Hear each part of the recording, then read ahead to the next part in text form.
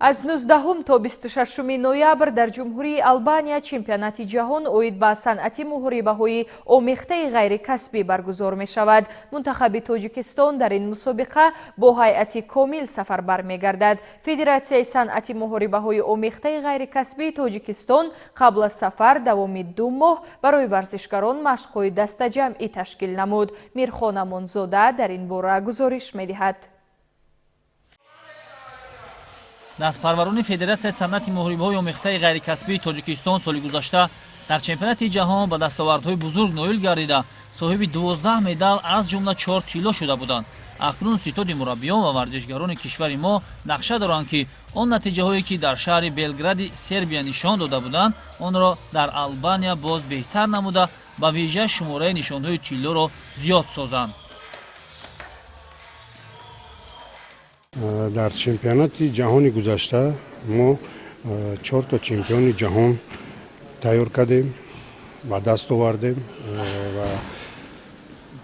امسال کوشش میکنیم که بار بر زیادتر چمپیون جهان تیار کنیم.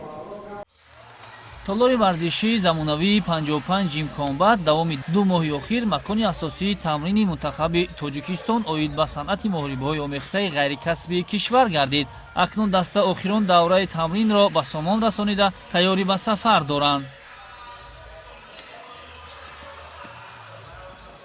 در آخر سال 2 مسابقه بین المللی در نظر است. یکی این چمپیونات جهان بین جوانان و کلانسالان که از 19 تا 26 نوامبر در جمهوری آلبانیا در نظر است و دومش این ماه دکامبر 12 16 دکامبر خطا نکنم در چمپیونات آسیا بین نوارسان جوانان و کلانسالان در جمهوری بحرین میباشد.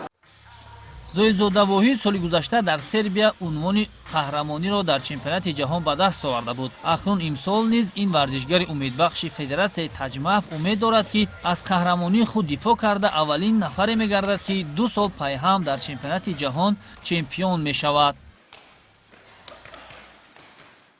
من زویدزاده واحد و سال گذشته چمپیون جهان در دولت سربیا برگزار گردید در آنجا جای اول را اشغال کردم. امسال باشد در دولت آلبانیا باز هم چمپیونات جهان برگزار می‌گردد در آنجا باز هم اشتراک نموده مقصد داریم که جای نمونه را اشغال نماییم.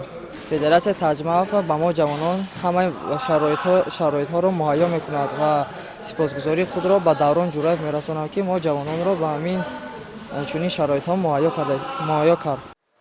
تاجیکستان در چمپیونات جهان میان جوانان و کلانسالان بیش از 20 ورزشگر نمایندگی خواهد کرد.